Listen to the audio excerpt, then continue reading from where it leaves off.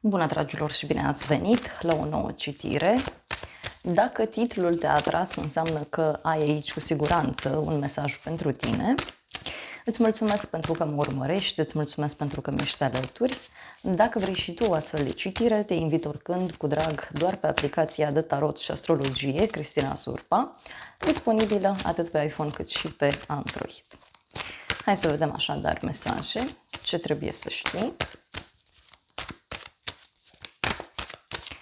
În plan personal, profesional, financiar, dar și surpriza. La baza pachetului avem valetul de spade, 7 de spade, regele de monede.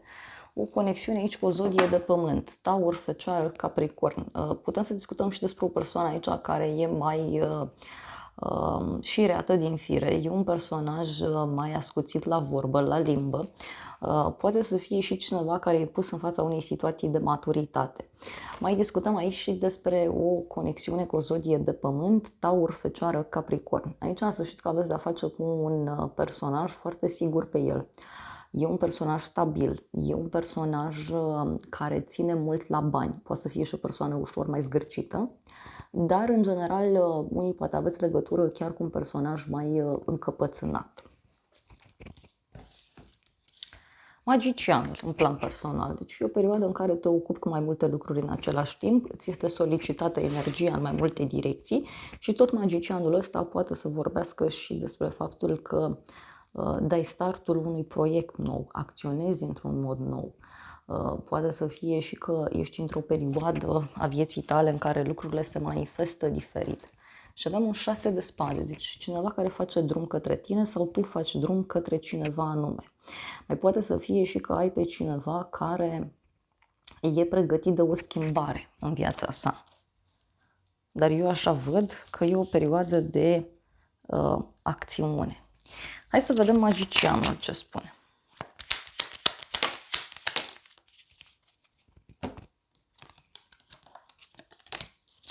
Zece de bâte, 6 de spade. Da? Cineva care a obosit aici în legătură cu un drum. Cineva a obosit să facă drumuri. Unii poate primiți o veste interesantă de la o persoană de la drum.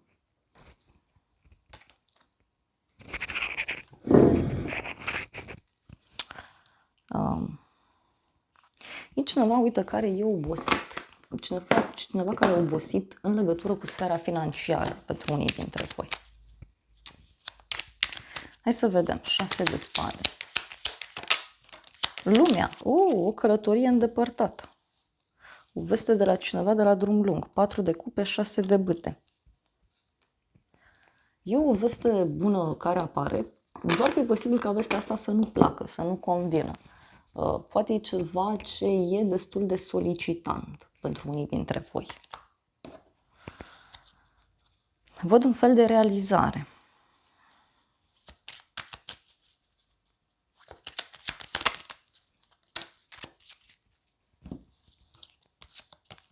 Marele preot moarte, o conexiune cu zodia Scorpion, zodia Taur.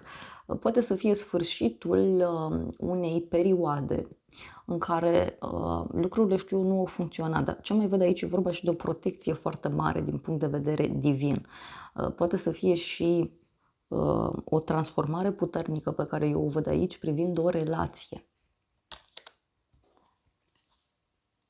Dar are legătură, uite, cu regele ăsta de monede. Regele ăsta de monede e foarte grăbit de felul lui. Regele ăsta de monede parcă nu a abordat lucrurile într-un mod matur. S-a grăbit foarte mult, a mers foarte mult pe emoții.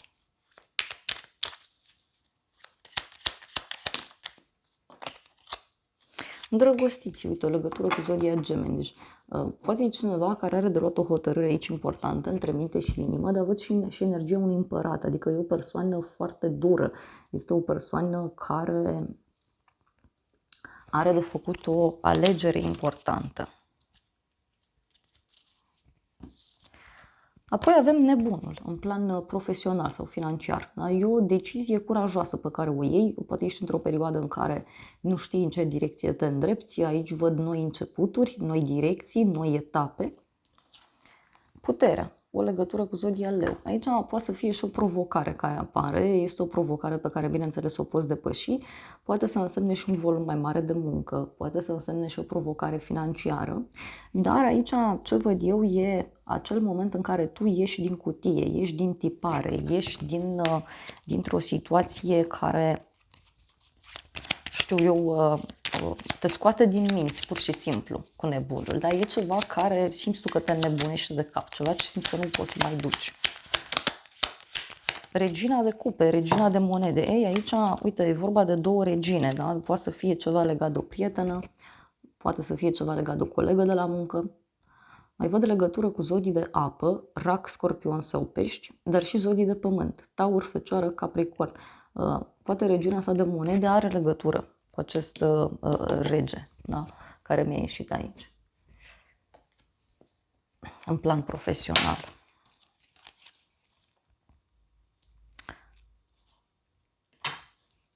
Două femei, da? Două femei, putere. Puterea, uite, a venit așa, cu doiul de monede, 8 de spade și 10 de cupe. Puterea.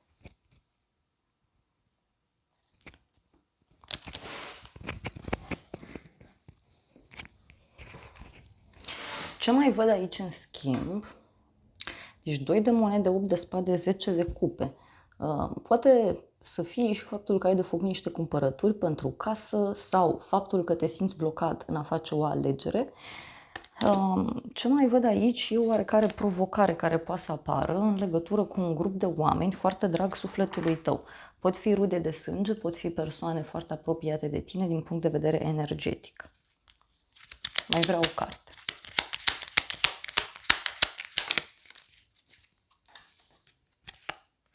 Ermitul 8 de bâte, o legătură cu zodia Fecioară. Deci poate să fie o vestă pe care o primești de la o persoană înțeleaptă, de la o persoană matură, sigură pe ea. Avem pajul de spade, da? Deci o persoană curioasă aici. E o persoană care știe ce vrea, știe ce își dorește.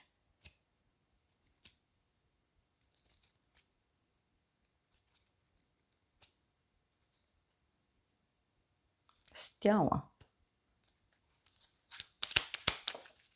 Cineva care vrea să știe mai multe despre tine.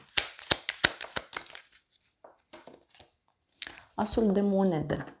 Da? Deci e vorba de un nou început, o oportunitate care apare, un proiect nou. Surpriza în toată situația asta, avem așa, lumea și marele preot, ok, o legătură cu zodia Taur, mai avem zodia Leu, Scorpion, Vărsător, deci surpriza are legătură cu o eliberare.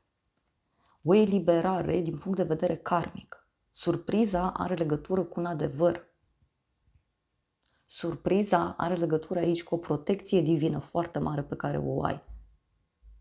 O intervenție divină.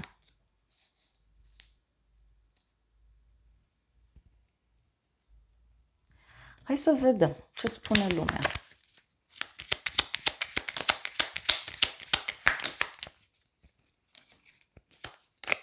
Diavolul, steaua, o legătură cu zodia Capricorn, zodia Vărsător.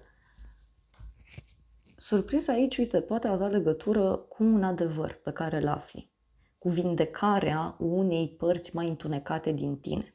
Surpriza poate avea legătură cu o persoană foarte importantă pentru tine. Este o persoană la care se ajunge greu, pentru unii poate să însemne și faptul că vi se arată acea speranță, vi se arată acea lumină de la capătul tunelului. Ce o să te mire? Ia să vedem. 10 de monede, ieșit prima dată. 10 de monede, temperanță, o legătură cu zodia Săgetător. Ce o să te mire? Faptul că se vindecă, se rezolvă ceva legat de casă, familie, se rezolvă ceva legat de o sumă de bani, se rezolvă ceva important legat de o persoană suspusă.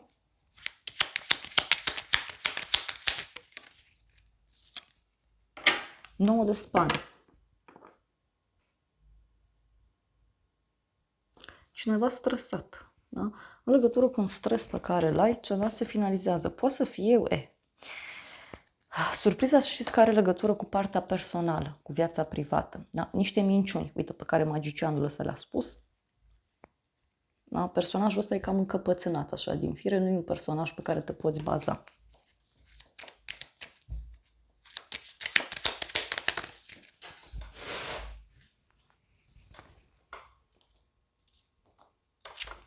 Asul de cupe a ieșit. Surpriza. O veste bună, un nou început.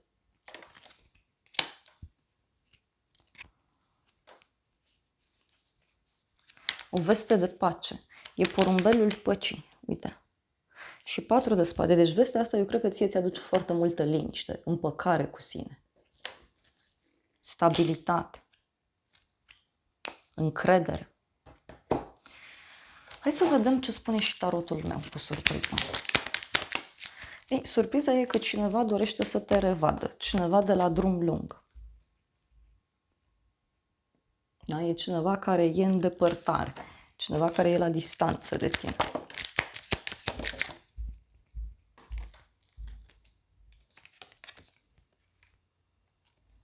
Persoană vicleană și vei reuși ce gândești. Poate prin inteligența ta vei reuși ce gândești. Sau reușești ceva în legătură cu o persoană care e mai vicleană din fire. Nu e o persoană neapărat rea, dar e o persoană care își cam urmărește interesul. Și avem realizarea dorințelor și o companie plăcută. Surpriză.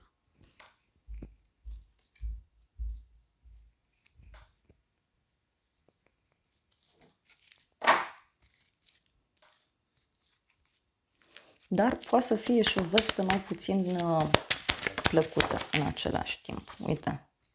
Bucurie de departe și boală. Deci, poate e cineva toxic care pleacă, care iese din viața ta, dar și cineva care poate avea o problemă la drum.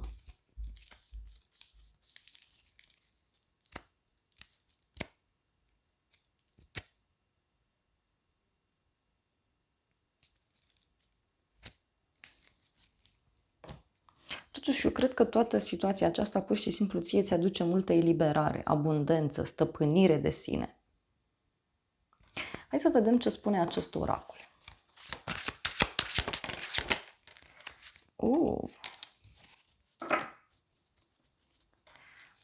Este despre a accepta, da? Despre a accepta plecarea cuiva, despre a accepta faptul că ceva nu era stabil, nu era sigur, nu era serios în viața ta. Și e despre multă pasiune.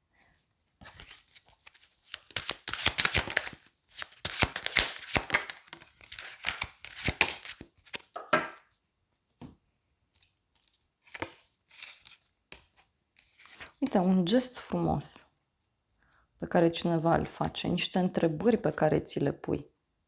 Și eu simt că are legătură cu o nesiguranță pe care tu o aveai sau pe care o ai și care, știu eu, dispare în urma acestor vești. Dar eu simt, repet, că e vorba de un sfârșit karmic, e vorba de o situație în care te-ai complăcut sau te complaci.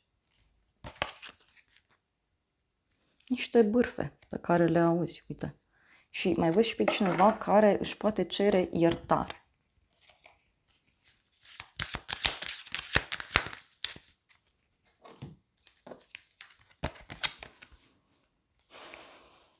E vorba de o transformare foarte puternică.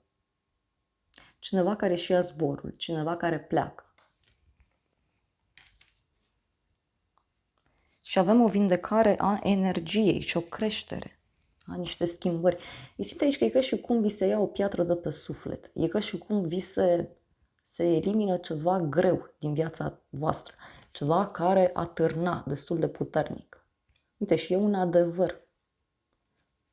E un adevăr care cred eu că se află. Poate să fie și la nivel de conștientizare.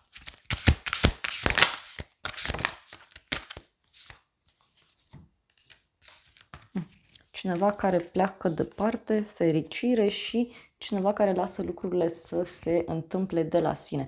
Aici oricum este indicat să lași totul să curgă de la sine, pentru că Aceste două arcane care au ieșit, lumea și Marele Preot, presupun niște energii pe care nu prea le putem controla. Pentru unii poate să însemne și fie o eliberare dintr-o relație complicată, e o relație care durează de mult timp, fie pentru unii poate să însemne și oficializarea unei relații. Da? Sau poate auziți ceva de această relație. Și avem abundență, curaj și comunitate.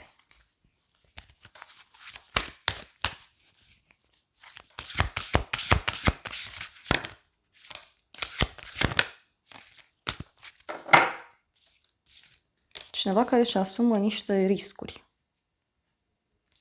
Da? Cineva care își asumă niște riscuri. Cineva care tună și fulgeră. Hai să vedem ce spune și oracolul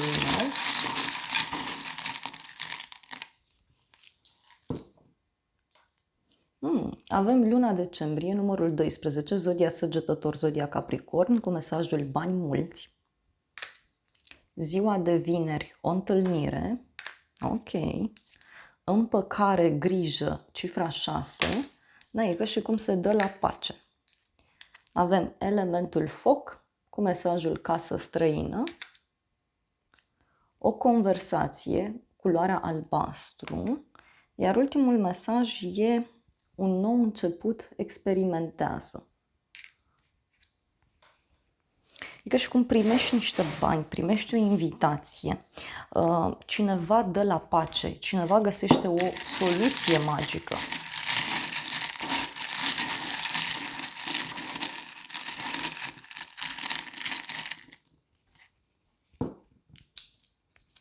Avem zodia Taur, abundență, deci surpriza are legătură cu foarte multă abundență, ceva ce se deblochează în viața ta. Uite, e cu realizarea dorințelor, elementul apă, emoții, inițiala E, deci e ceva ce îți provoacă și foarte mari emoții. Iar apoi avem zodia Rac, căsătorie, familie. Poate să fie vorba despre un cuplu din familia ta, dar pentru unii simt eu aici că e cineva care hotărăște ceva important privind ideea de relație, colaborare, ideea de căsnicie, ideea de o relație și un angajament cumva pe termen lung. Despre asta e vorba. Dar aici, repet, e mâna divinității. Deci nu mai discutăm despre lucruri care țin de voi. Dragilor, acestea au fost previziunile de această dată. Eu vă mulțumesc pentru prezență, dar totuși nu pot să mă abțin. Cei care ați rămas alături până la final, vreau să mai cer un mesaj din oracolul iubirii.